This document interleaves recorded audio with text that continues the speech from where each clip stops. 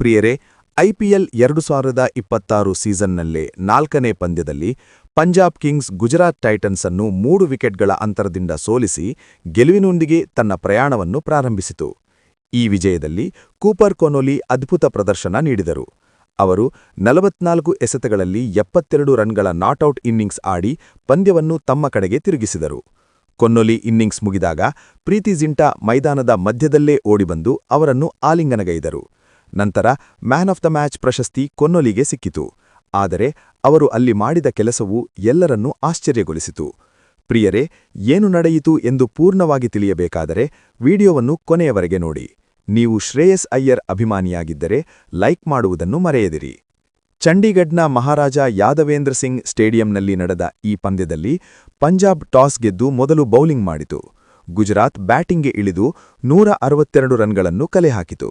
Shubman Gill 39 run, Jos Buttler 38 run, Glenn Phillips 25 run ಗಳಿಸಿದರು. ಪಂಜಾಬ್ ಬೌಲರ್ಗಳಾದ ಚಹಲ್ ಮತ್ತು ವ್ಯಾಸಕ್ ಕೀಲಕ ವಿಕೆಟ್ಗಳನ್ನು ಪಡೆದು ತಂಡವನ್ನು ದೊಡ್ಡ ಸ್ಕೋರ್ ಮಾಡದಂತೆ ತಡೆದರು. 163 ರನ್ಗಳ ಗುರಿಯೊಂದಿಗೆ ಬ್ಯಾಟಿಂಗ್ಗೆ ಇಳಿದ ಪಂಜಾಬ್ ಪ್ರಾರಂಭವು ಸಾವಧಾನವಾಗಿತ್ತು. ಪ್ರಭ್ಸಿಮ್ರನ್ ಸಿಂಗ್ 37 ರನ್ ಗಳಿಸಿದರು. ಆದರೆ ನಿಜವಾದ ತಿರುವು ಕೂಪರ್ ಕೊನ್ನೊಲಿ ಬರುವುದರೊಂದಿಗೆ ಬಂದಿತು. ಅವರು ಸೆಟ್ ಆದ ನಂತರ long on, mid wicket, cover ಪ್ರದೇಶಗಳಲ್ಲಿ 4 ಮತ್ತು ಸಿಕ್ಸರ್ಗಳನ್ನು ಸುರಿಸಿದರು. ಮಧ್ಯದಲ್ಲಿ ಶ್ರೇಯಸ್ ಅಯ್ಯರ್ 18 ರನ್ ಗಳಿಸಿ ಉತ್ತಮ ಬೆಂಬಲ ನೀಡಿದರು. ಆದರೆ ಪ್ರಸಿದ್ಧ ಕೃಷ್ಣ ಮತ್ತು ರಾಶಿದ್ ಖಾನ್ ವಿಕೆಟ್ಗಳನ್ನು ಪಡೆದು ಉತ್ಕಂಠೆಯನ್ನು ಸೃಷ್ಟಿಸಿದರು. ಒಂದು ಹಂತದಲ್ಲಿ ಪಂಜಾಬ್ ಒತ್ತಡಕ್ಕೆ ಒಳಗಾಯಿತು. ಆದರೆ ಕೊನ್ನೊಲಿ ಒಂದು ಕೊನೆಯಲ್ಲಿ ಗಟ್ಟಿಯಾಗಿ ನಿಂತು 44 ಎಸೆತಗಳಲ್ಲಿ 72 ರನ್ ನಾಟ್ಔಟ್ ಆಡಿದರು. 5 4 ಮತ್ತು 5 ಸಿಕ್ಸರ್ಗಳಿಂದ ಕೂಡಿದ ಆ ಇನ್ನಿಂಗ್ಸ್ ಪಂದ್ಯವನ್ನು ಪಂಜಾಬ್ ಕಡೆಗೆ ತಿರುಗಿಸಿತು. ಪಂಜಾಬ್ 19.1 ಓವರ್ಗಳಲ್ಲಿ ಗುರಿ ತಲುಪಿ 3 ವಿಕೆಟ್ ಅಂತರದಿಂದ ಗೆದ್ದಿತು. ವಿಜಯದ ನಂತರ ಪ್ರೀತಿ ಜಿಂಟಾ ಸಂತೋಷದಿಂದ ಮೈದಾನಕ್ಕೆ ಓಡಿಬಂದು ಕೊನ್ನೊಲಿಯನ್ನು ಆಲಿಂಗನಗೈದರು. ಅವರು ಅವರ ಭುಜ ತಟ್ಟುತ್ತಾ ಸಂತೋಷ ವ್ಯಕ್ತಪಡಿಸಿದರು. ಅಭಿಮಾನಿಗಳು ಚಪ್ಪಾಳೆಗಳಿಂದ ಮುಳುಗಿದರು. ಪ್ರೆಸೆಂಟೇಷನ್ನಲ್ಲಿ ಮ್ಯಾನ್ ಆಫ್ ದ ಮ್ಯಾಚ್ ಪ್ರಶಸ್ತಿ ಸ್ವೀಕರಿಸಿದ ಕೊನ್ನೊಲಿ ಆಶ್ಚರ್ಯಕರ ವ್ಯಾಖ್ಯೆ ಮಾಡಿದರು.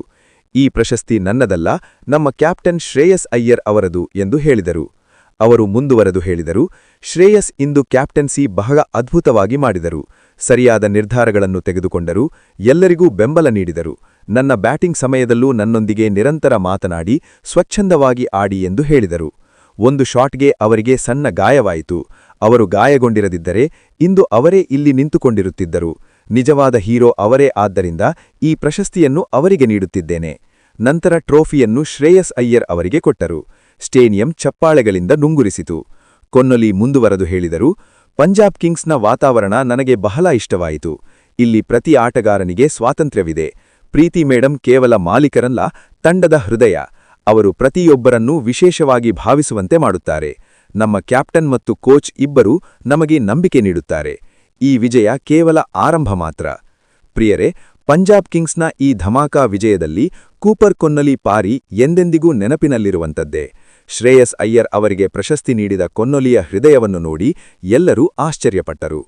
ಚಾನೆಲ್ ಇಷ್ಟವಾದರೆ ಲೈಕ್ ಮಾಡಿ ಮತ್ತು ಸಬ್ಸ್ಕ್ರೈಬ್ ಮಾಡಿಕೊಳ್ಳಿ ಪ್ರಿಯರೇ.